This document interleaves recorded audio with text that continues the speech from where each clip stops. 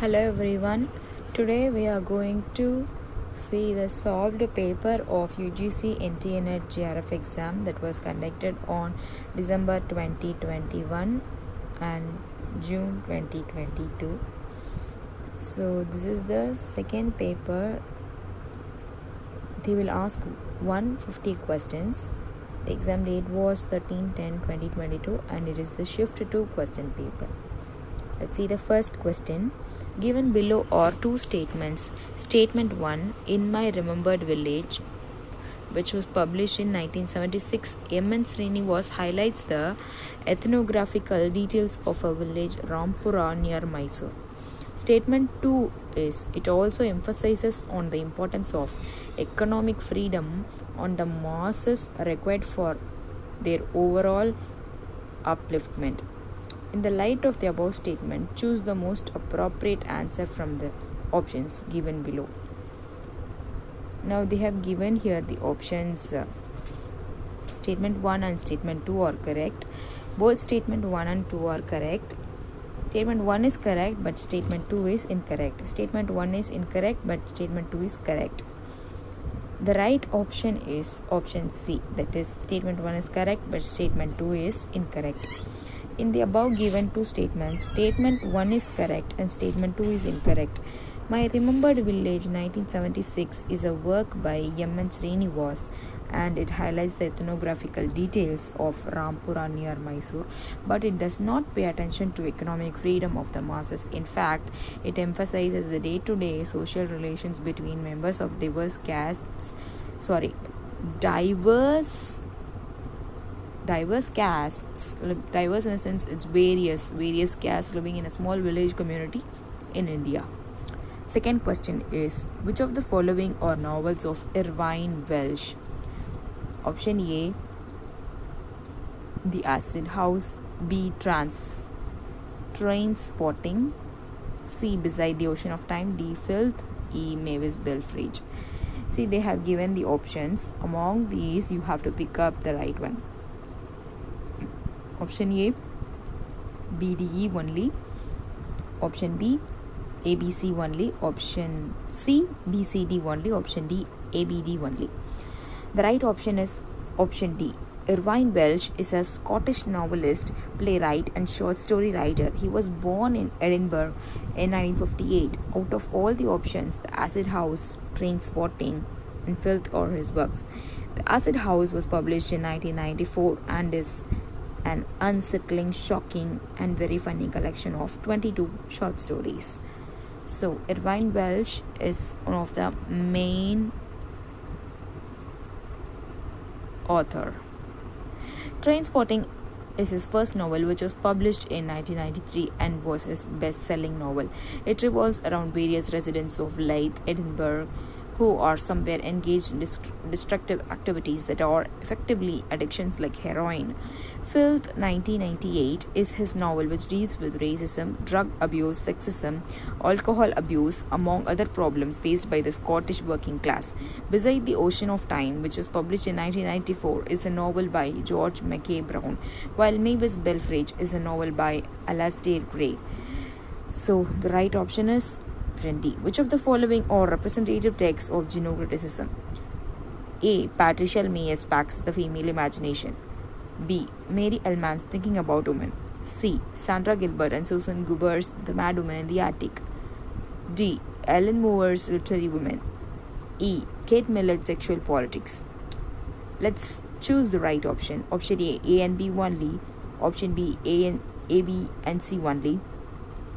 Option C, B, D and E only. Option D, A, C and D only. The right option is option D. Genocriticism. A, C, D only. So the right option is Patricia May's Pax the Female Imagination, Sandra Gilbert and Susan Goober's The Mad Woman in the Attic, Ellen Moore's The Literary Woman. Genocriticism is a study of women's writing. The term genocritics was coined by Ellen Showalter in 1979 to refer to a form of feminist literary criticism that is concerned with women as writers. The female imagination, the mad woman in the attic, and literary women are all representative texts of genocriticism. Patricia Mayer's Pax, The Female Imagination, which was published in 1975, surveys a number of female writers with the aim of identifying how a woman's creative voice differs from a man's.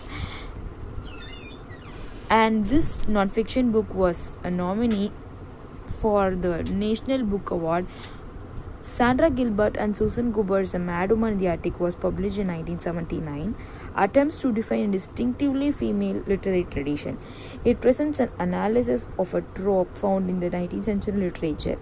Ellen Moore's Literary Woman, which was published in 1976, is one of the pioneering works of feminist criticism that separates women from the mainstream of literary history.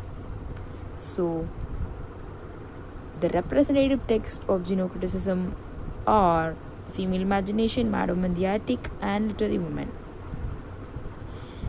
Fourth question is, Indian Gaudiness is a phrase used in connection with neoclassicism by option A. William Wordsworth, option B. S.T. Coleridge, option C. Matthew Arnold, option D. T.S. Eliot. The right option is option A. William Wordsworth. That is, Indian gaudiness is a phrase used in connection with neoclassicism by William Wordsworth. He was against the gaudiness and Indian phraseology of the 18th century poets, which brought forward his own theory of language of poetry. According to him, the language of poetry should be the real language of men without any artificiality, and by men he meant the rustic folks and simple people. Rustic folks, in a sense, they are the farmers who were working in the American country. He believes that poetry should be the real language of men in a state of vivid sensation, and a poet should use language which is without ornamentation, coarseness, and oddities. This is the last question. Which of the following is applicable to new criticism? A. It draws considerably from the works of I. A. Richards and the critical essays of T.S. Eliot. B. Some of its concepts are preempted by F. R. Lewis. C. It distinguishes between literary and scientific usage of language. D.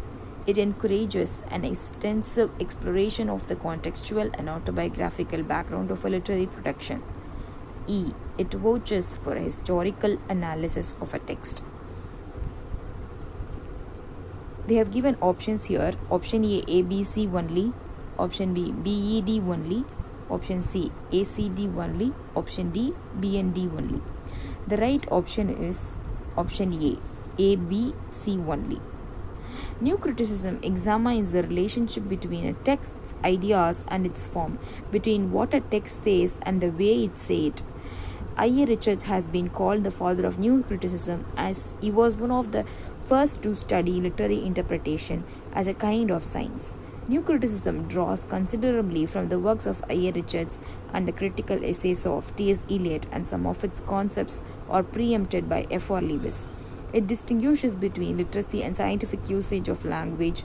New criticism emphasizes on close reading, particularly of poetry, to discover how a work of literature functioned as a self-contained, self-referential aesthetic subject. So the right option is option A. It is from the works of I. A. Richards and critical essays of T.S. Eliot, and its concepts are preempted by F. R. Lewis, and it distinguishes between literary and scientific usage of language. The other two options are not applicable to this question.